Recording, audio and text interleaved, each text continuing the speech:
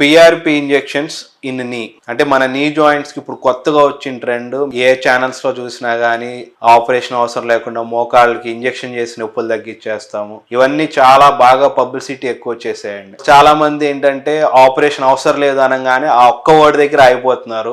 అంటే జనాలందరికీ ఆపరేషన్ భయం ఉండటం వల్ల ఆపరేషన్ అవసరం లేదు వరకే విని తర్వాత ఈ ఇంజెక్షన్స్ ఏంటి, ఈ యూజ్ ఉన్నాయా లేదా అని కూడా పట్టించుకోకుండా వెళ్ళి చేంజ్ చేసుకుంటున్నారు. సో ఈ పిఆర్పి ఇంజెక్షన్స్ అంటే ఏంటి, వాటి వల్ల యూజ్ ఉందా లేదా అనేది మీకు ఇవాళ చెప్తాను. సో పిఆర్పి అంటే ప్లేట్లెట్ రిచ్ ప్లాస్మా.